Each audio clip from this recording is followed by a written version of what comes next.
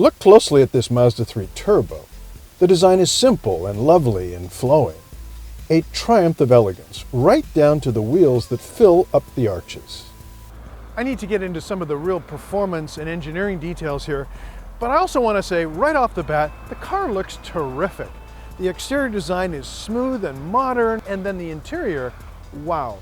This is a real success, and I challenge the Germans to come up with an interior that looks this good and is this well executed.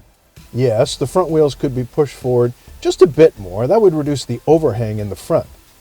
But the long nose here helps to dissipate energy and contributes to Mazda's excellent crash test scores, right across the Mazda lineup, in fact. As a whole, the 2021 hatchback, which is also sold in a sedan form, is a lesson for car designers young and old. You will find beauty in simplicity and a visual calm in flowing, gentle forms.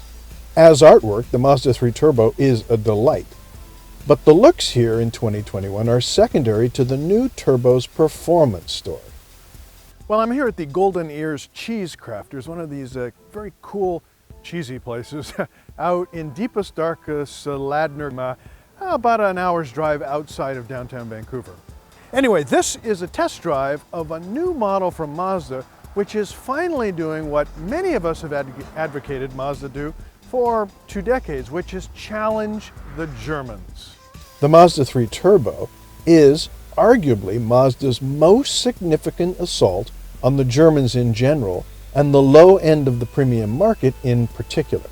This Mazda Turbo, the Mazda 3 Turbo, is really aimed directly at German models like Mercedes-Benz A-Class, or perhaps the BMW 2 Series, or Volkswagen's GTI and Audi's A3. Now the question here is, can Mazda's 3, with this fancy turbo, deliver? The Mazda 3 Turbo has plenty of horsepower and torque, and you get most of it even at regular fuel. The Mazda 3 Turbo is close to, or even better than, the A3s of the world in terms of performance, styling, and refinement. And it's certainly a cut above the swath of Honda Civics, Toyota Corollas, and Hyundai Elantras, and so on. In terms of raw performance, well, this little 2.5-liter 4-cylinder turbo is very impressive. High compression, lots of fancy software built into it so that it feels like a V6. The 3 delivers premium power, handling, styling, and performance, and refinement at a price many thousands less than its targeted German rivals. Yes, it's possible to stuff a turbo into a small car and make it feel like a V6, although the magic of the algorithms and the engine tuning, that's pretty special.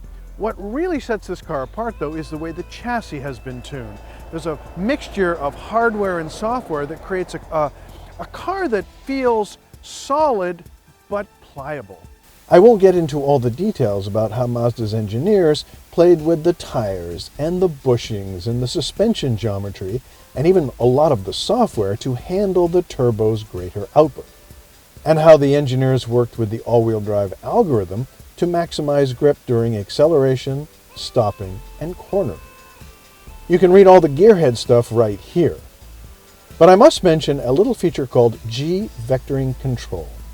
It improves the steering, makes it feel more communicative and consistent by putting a tiny bit of weight on the front wheels at just the right moment.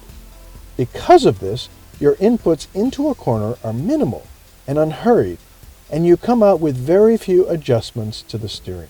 Look, the 3 comes with a whole bunch of really cool stuff. Traffic jam assist, for instance.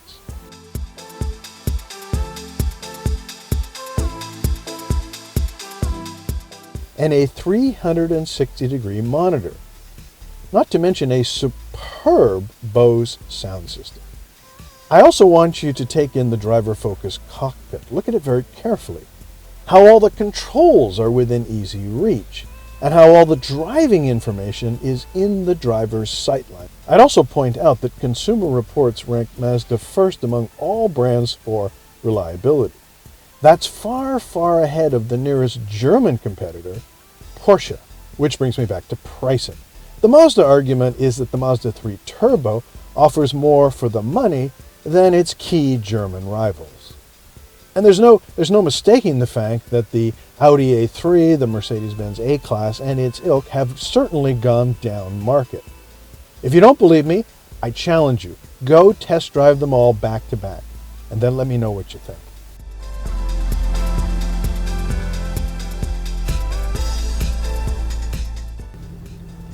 That needs a muffler. Well, there's craft beer places and high compression, one more time. Powerful, but not junky.